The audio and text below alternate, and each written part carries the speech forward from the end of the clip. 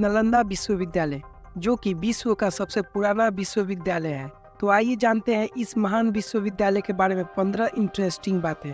Number 1, Nalanda विश्वविद्यालय स्थापत्य कला का एक अद्भुत नमूना है।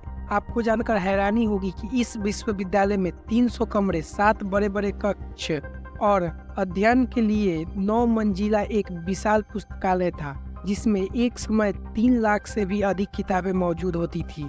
नंबर 2, नालंदा को तक्षशिला के बाद दुनिया का दूसरा सबसे प्राचीन विश्वविद्यालय माना जाता है। वहीं आवासीय परिसर के तौर पर यह पहला विश्वविद्यालय है। यह 800 साल तक अस्तित्व में रहा। नंबर 3, इस विश्वविद्यालय में विद्यार्थियों का चयन मेरिट के आधार पर होता था और यहाँ छात्रों को निःशुल्क शिक्षा दी जाती थी।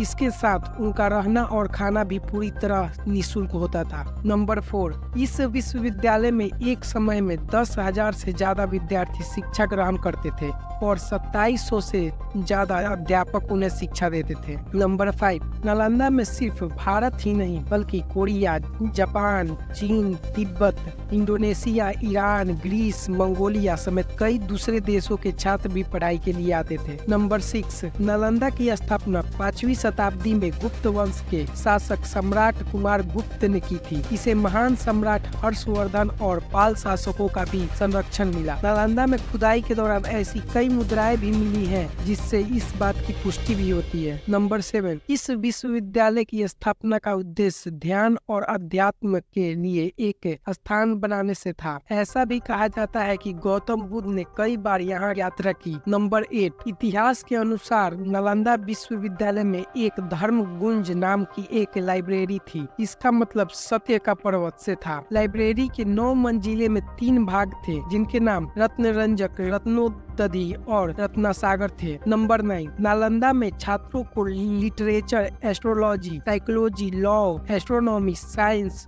वारफेयर, इतिहास, maths, architecture, language science, economic, medicine समेत कई विषयों को पढ़ाया जाता था। नंबर 10, इस विश्वविद्यालय में कई महान विद्वानों ने पढ़ाई की थी, जिसमें मुख्य रूप से हर्षवर्धन, धर्मपाल, वसुबंधु, धर्मकृति, आयुर्वेद, नागार्जुन का नाम शामिल है। नंबर 11, नालंदा यूनिवर्सिटी का इतिहास चीन के हेनसोंग और इत्सिंग ने खोजा था। ये दोनों 7वीं शताब्दी में भारत आए थे। इन दोनों ने चीन लौटने के बाद नालंदा के बारे में विस्तार से लिखा और इसे विश्व का सबसे बड़ा विश्वविद्यालय बताया। नंबर 12, इस विश्वविद्यालय की एक खास बात यह थी कि यहाँ लोकतांत्रिक प्रणाली से सभी कार्य होता था। कोई भी फैसला सभी की सहमति से लिया जाता था। मतलब सन्यासियों के साथ टीचर्स और स्टूडेंट भी अपना राय देते थे। नंबर 13, खुदाई के दौरान यहाँ 1.5 लाख वर्ग फीट में नालंदा यूनिवर्सिटी के अवशेष मिले हैं। ऐसा माना जाता है कि ये सिर्फ यूनिवर्सिटी का 10% हिस्सा ही है। नंबर 14, नालंदा शब्द संस्कृत के 3 शब्द ना प्लस आलम प्लस दा के संधि